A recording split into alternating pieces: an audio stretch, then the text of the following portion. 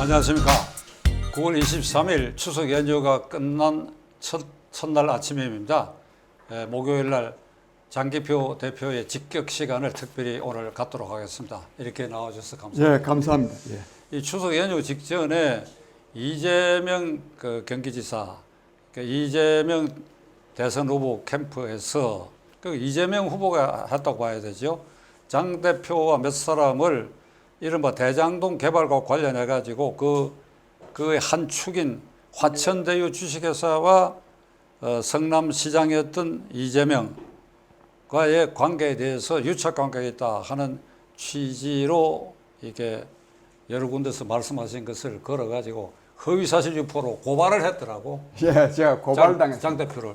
그런데 그 고발을 하기 하루 전인가 이 텔레비를 보니까 이재명 지사가 뭐라고 얘기하는가 하니까 이게 국민의힘당 부패 세력이 돼 이거야. 예. 지금 만일 개발 과정에서 문제가 있다 그러면 그 부패 세력 중에 일부도 그 개입했지 않느냐. 예. 무슨 원유철이다, 곽상도다 뭐 하지 않느냐.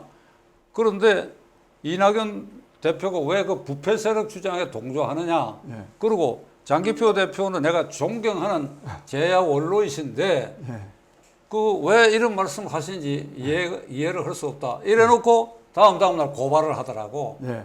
그러니까 이재명이가 이성을 잃었거나 아니면 장 대표가 헛짚었거나 이거 아마 시청자들이 굉장히 궁금할 거예요. 예. 그러니까 둘을 놓고 보면 어느 쪽이 옳은지에 이제 싸움이 되어 버렸는데 예.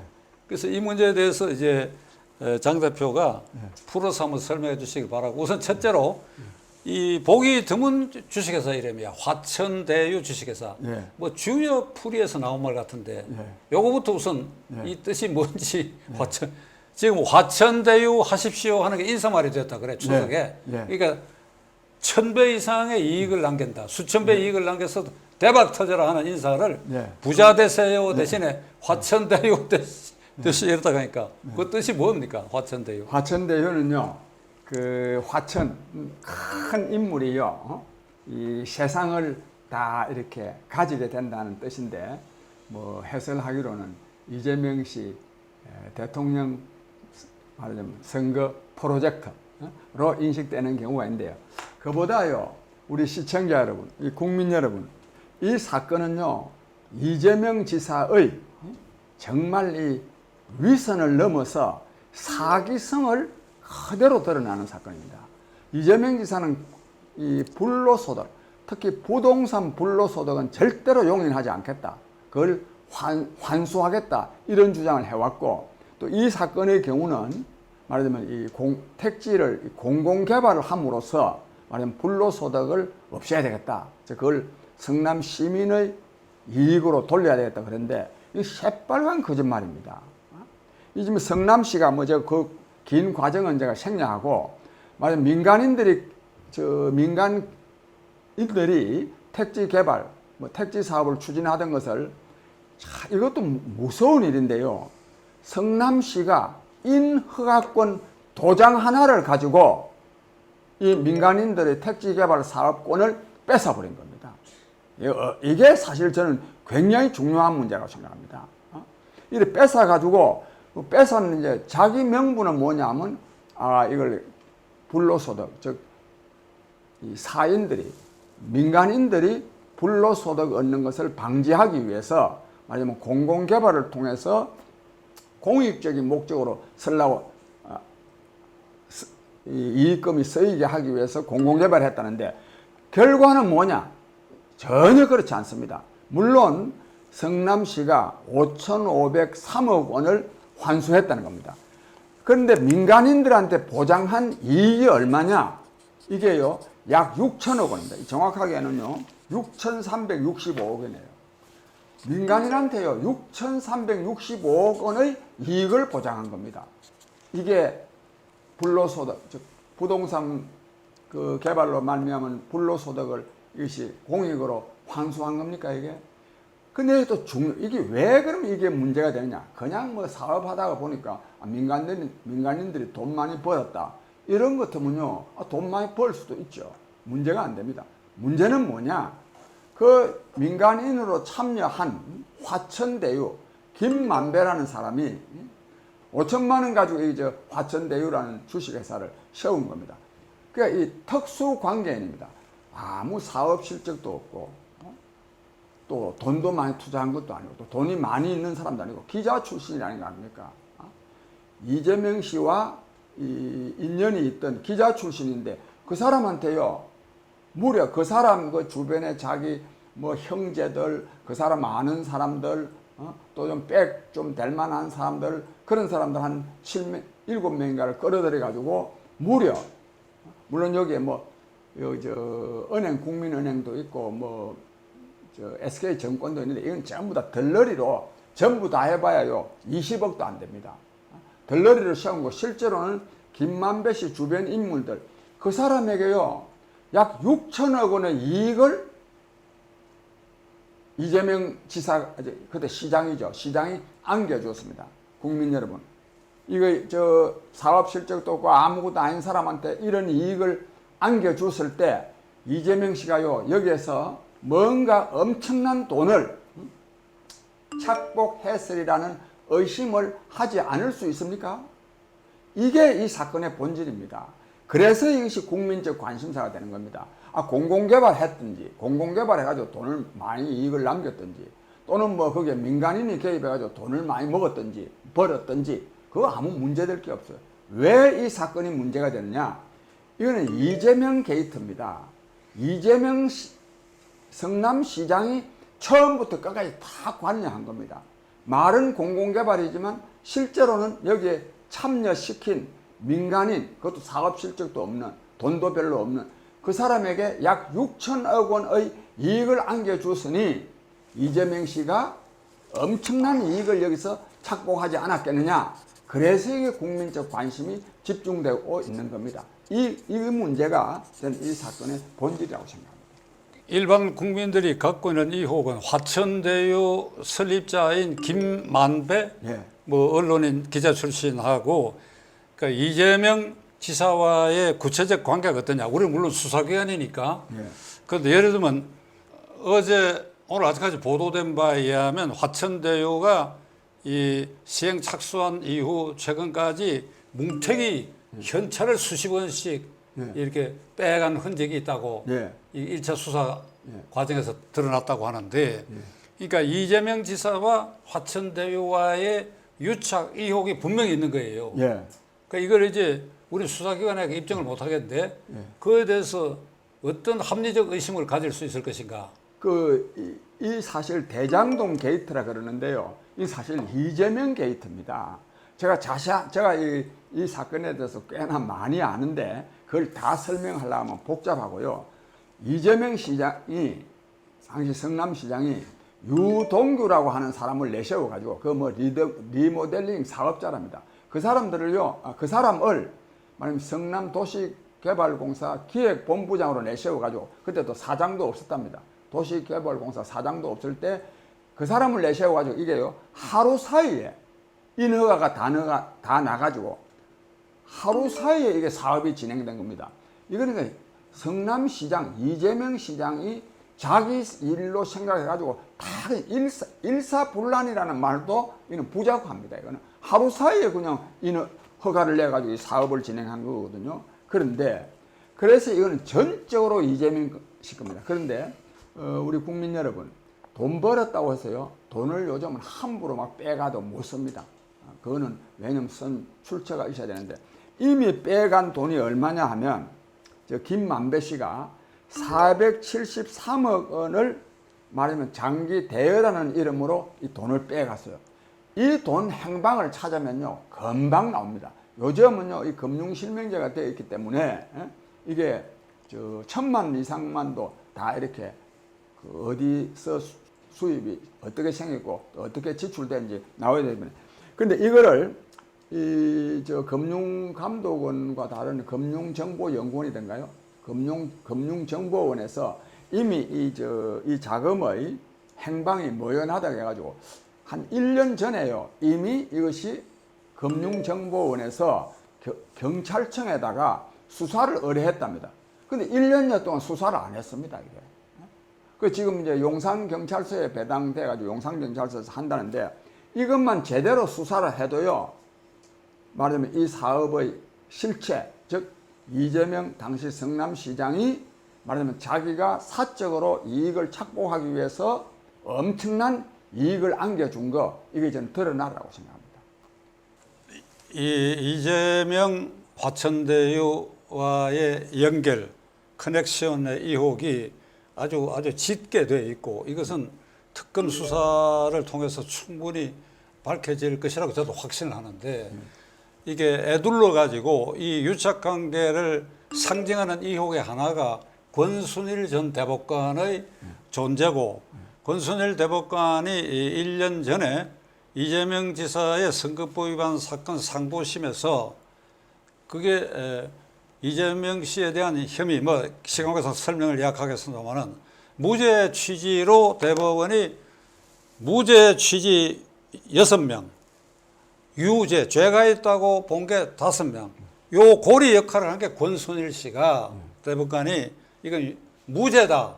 이렇게 해서 파기해서 이재명 지사로 하여금 지금 대선 후보로 그 선거권이 박탈 안 되고 뛸 수 있는 기회를 만들어줬는데, 문제는 이 사람이 작년에 그 판결 후 나고 석 달 만에 대법관 임기가 끝났고, 끝난 지 석 달 만에 화천대유의 고문이 됐다는 사실입니다. 고문이. 그러니까 이게 상식적으로 생각해도 이 커넥션이다 이거지. 그 부분 한번 설명을 해보세요.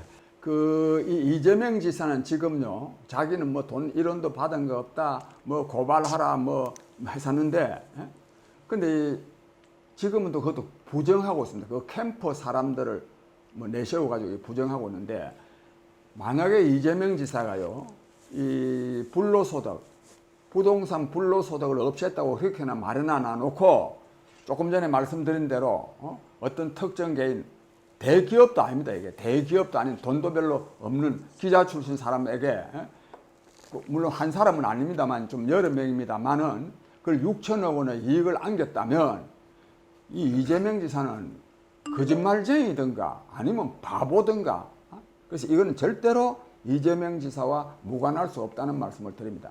그 다음에 이런 불법적인 사업을 하다가 보니까 빼기 필요해가지고요, 박영수 씨가 뭐 고검 검사장도 하고 얼마나 이 고위 검찰 출신입니까? 그 사람을 고문 변호사로 계속 고용하고 있었고, 그 다음에 또 특히 대법관을 지낸 권순일 씨를 여기 이제 고문 변호사로 이렇게 했는데, 권순일 씨는 본래 이 대법관을 그만두면 3년 동안 이 변호사 개업을 할 수 없답니다. 변호사가 될 수가 없어요. 그래서 지금 연세대학교 법률전문대학원 석좌 교수로 있다는데, 이 사람은 지금 뭐라고 말하냐면 김만배 씨 쪽, 즉 화천대유 측에서는 그 뭐 여러 가지 법률 자문을 받은 대가로 매월 1,500만 원씩 1년에 한 2억 정도를 줬다는 거고, 권순일 씨는요 뭐라고 말하노? 나는 별로 그 회사를 위해서 별로 한 일이 없다. 이 둘 다가요 모순입니다. 만약에 자문에 응해가지고 돈을 받았으면 이거는 변호사법 위반입니다. 변호사 개업 신청을 안 해놔놓고, 등록을 안 해놔놓고 돈을 받으니까 이거는 변호사법 위반이고, 또 아무 한 일도 없이, 이 권순일 씨 말입니다. 별로 한 일도 없이 참 어떻게 뻔뻔스럽기도 짝이 없습니다. 어떻게 그런 말을 합니까? 하는 것부터가 이 세상이요 정신 나간 사람입니다. 대법관을 지낸 사람이 이런 말할 정도니까 이 나라가 엉망이죠. 별로 한 일이 없이 받았다. 왜 받았겠습니까? 그건 우리 방금 박 대표님 말씀대로 이거는 사후 뇌물죄입니다. 즉 이 사람이 대법관으로 있을 때 그 이재명 지사의 여러 가지 혐의 사건에 대한 그걸 무죄로 만들어준 대가를 그때 당시에는 못 받고 퇴임한 다음에 화천대유 고문 변호사라는 이름, 고문을 한다는 이름으로 이는 받은 거다. 그래서 이 권순일 씨는 이래도 저래도 말하자면 유죄 판결을 받게 되어 있습니다. 그래서 저는요, 저는 이 성남에 있는 성남 사정을 잘 아는 장영하 변호사하고 오늘 이 문제를, 저 권순일 씨를 말하자면 변호사법 위반으로 또는 사후 뇌물죄로 고발하려고 지금 고발장을 다 준비해 놓고 오후에 지금 고발장 제출할 겁니다. 권선일 대법관 부부는 저도 법조인의 한 사람으로서 뭐 법조 경력으로 따지면 아들뻘이, 나이도 아들뻘이고 뭐 시험 기술로 따지면 손자뻘인데 참 창피하게 짝이 없고, 저도 그런 것 때문에 제 손자 손녀가 할아버지를 그 보도를 보고 우리 할아버지도 그동안에 많이 축적했지 않겠나 이게 뭐 부끄럽기도 하고 이게 이런데, 그러니까 이게 장 대표 지금 말씀하셨지만 변호사법에 안에 정면으로 입어야 돼요. 이 3년 안에는 절대로 개업도 못하고 어떤 형태로든 간에 공사 이익단체의 이름을 걸거나 대가를 받거나 못하도록 되어 있으니까 변호사법은 명백한데, 문제는 그런 소갈머리를, 그런 의식을 가진 자가 대법관으로 앉아가지고 이재명 편을 드는 이런 허무맹랑한 판결을 했기 때문에 이게 엉터리다 이 말이야. 이게 그러니까 시청자 여러분들 그 점을 주목해야 돼요. 뭐 월 1,500만 원에서 받았다 깜짝 놀랄 돈인데 그게 우리로서는 말이지, 결국 화천대유가 성남 시민에게 환원돼야 할 어느 부분을 갈라먹은 꼴이 되거든 이게. 파생으로. 그러니까 이렇게 생각한다면 지금 이 방송을 듣고 누가 얘기해 주세요. 권순일이한테 지금까지 받은 거 내놓으라고, 받은 걸 어디다 내놓느냐, 이 유튜브 방송에 내놓으면 내가 알아서 억울한 사람 나눠주겠다 이 말이야. 그러니까 이게 그렇고, 지금 제가 갑자기 흥분해 버렸는데 장 대표 말씀을 들으니까 세 가지 이 사건에 대한 특징이 보여지는데, 장 대표 마무리 의견을 제가 묻고자 하는데, 첫째는 이게 5천억을 이익이 발생한 건 성남시에, 그러니까 시민에게 환원했다. 그런데 알고 보니까 6,400억이 시행사 쪽으로 갔다. 처음부터 설계가 그렇게 돼 있었다. 설계가 그렇게 돼 있습니다. 부주의해서 그런 설계가 그렇게 될 줄 몰랐다 하더라도 이 경우에 시장은 주식회사를 치면 CEO, 대표입니다. 그 주주가 시민이거든. 그러니까 어떻게 해서 5천억만 갖고 들어오고 6,400억 정도를 그런 식으로 몇 사람들이 갈라먹게 하느냐. 그 부분은 적어도 상당 부분은 배임죄로 물어야 돼요. 큰 틀에서 성남시장의 배임 행위로. 그러니까 여기에 우리가 이 합리적 기준이 민법상의 신의책의 원칙이라든지 균형이라든지 이익 배당에 있어서 합리적 기준이라든지 이런 걸 전혀 고려하지 않는 이게 시행사의 업무를 맡기는 규칙, 이걸 처음에 잘못했다고 하니까 이게 배임죄로 크게 물어야 된다는 거 첫째.